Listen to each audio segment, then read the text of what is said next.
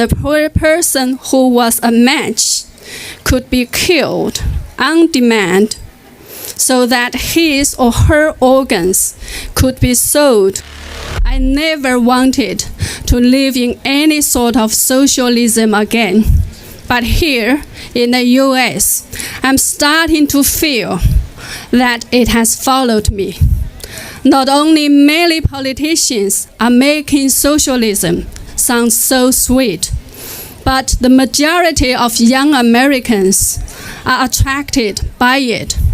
But here is what it really is. In Communist China, the government, or rather the Chinese Communist Party, the CCP, controls everything. And because it controls everything, it can make all the rules, it can take away people's liberty, property, and dignity, and persecute them at will. So ever since the CCP took power 70 years ago, more than half of the population has been persecuted one way or the other. Over 8 million people died of unnatural deaths. My family and I suffered too. I was thrown into prison 4 times and then sent to a labor camp for simply practicing Falun Gong, which is only a mind-body-spirit practice to improve mental and physical health. The labor camp felt like entering right into hell. From the very first moment we were in, we were forced to squat like this, with our hands putting behind our heads, our heads lowered, and our eyes looking at our feet motionlessly, squatting like this under the baking sun for 15 hours. Whenever someone couldn't endure or fainted, electric batons were immediately used on them so that they would be revived to continue with the squatting.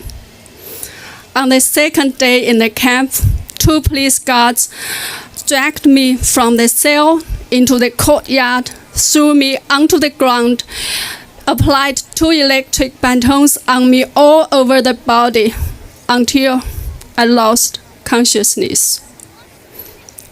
Every day was a struggle between life and death. We were not only under endless torture, physical and mental, but were also forced to do endless slave hard labor. All the products we made in the camp were exported to overseas countries, including the United States. And we were also subjected to physical examinations and blood tests. The purpose? The data of our blood and tissue types were stored in the computer system. So when someone in any part of the world needed an organ, the poor person who was a match could be killed on demand so that his or her organs could be sold for organ transplantations. This is not a plot in a horror novel or Hollywood movie, but a real and heinous crime perpetrated against innocent people.